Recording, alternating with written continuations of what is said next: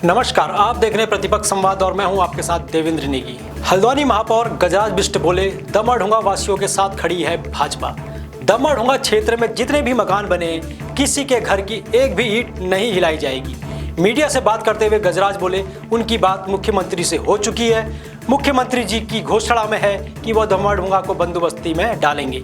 उन्होंने बताया, यहाँ से एसडीएम ने पूरा बंदोबस्ती का प्रपोजल बनाकर शासन को भेज दिया है और शासन उस पर कार्य कर रहा है। उन्होंने कहा कि दमड़ढुंगा क्षेत्र में लगभग 125 करोड़ की लागत से विकास कार्य चल रहा है। गजराज बोले, शासन और प्रशासन क्षेत्र की जनता के साथ खड़ा है। मैं सभी जो भी दमड़ढुंगा क्षेत्र जो है उसकी सभी आम लोगों को निवेदन कर रहा हूँ और विश्वास दिलाता हूँ कि वहाँ जितने लोगों के भी मकान बने हैं, जितने लोगों के भी घर बने हैं, किसी घर की एक ईंट को भी नहीं हिलाया जाएगा।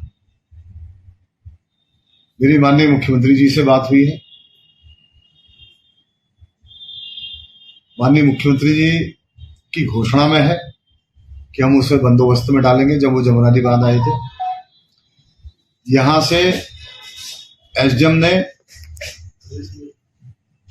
पूरा बंदोबस्त का प्रपोजल बनाकर शासन को भेज दिया है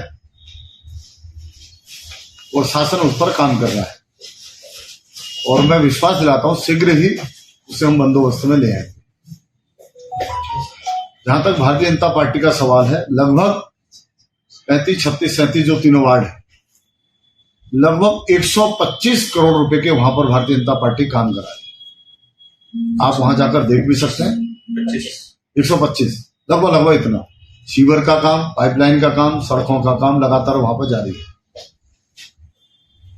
मैं वहां की जनता से निवेदन करता हूं कि वो किसी के बहकावे में ना आए। वहां की जनता पूरी भारतीय जनता पार्टी के साथ खड़ी रही चुनाव में। अब अपने वोटरों के डर से, अपना वोट बैंक खिसकने के डर से कांग्रेस वहां पर अफवाहें फैला रही। मैं फिर आपके माध्यम से उन सब लोगों से कहना चाहता हूं कि जितने वहां परिवार हैं, उनके किसी भी घर को एक ईंट को भी कोई नहीं हिला सकता है। हम उनके साथ खड़े। पार्क वहां दिया, अम्बेडकर की मूर्ति वहां पर लगाई। मैं समझता हूं कि हल्द्वानी का सबसे प्राइवेट अगर पार्क है तो सबसे बड़ा park Ambedkar park Bharatiya Janata party ने वहां दिया। लगातार वहां के लोगों के साथ भारतीय जनता पार्टी खड़ी रही है। लगातार वहां के लिए हम लोग काम कर रहे हैं। लगातार वहां के जीवन यापन को और ऊंचा बने, श्रेष्ठ बने, उसके लिए हम लोग काम कर रहे हैं।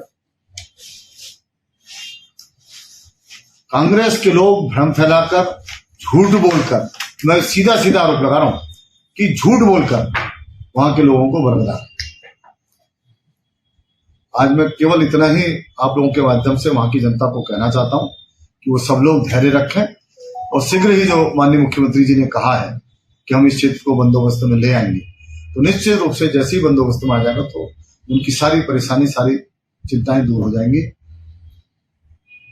ये एक बार पहले भी ये कार्रवाई मुझे लगता है 2020 से बंदोबस्ती की चली थी, लेकिन फिर वो ठंडे बस्ते में चलेगी। इस बार अभी हमने तुरंत जो एसडीएम साहब पारितोष वर्मा जी हैं, उनके माध्यम से पूरा प्रपोजल बनाकर सरकार को भेजा है। मेरी कल ही शाम माननीय मुख्यमंत्री जी से बात हुई। मैं खटीमा गया हुआ था, उनसे बातचीत हुई है। माननीय मुख्यमंत्री जी ने फिर मुझे आश्वस्त किया है कि हम इस काम को शीघ्र करेंगे।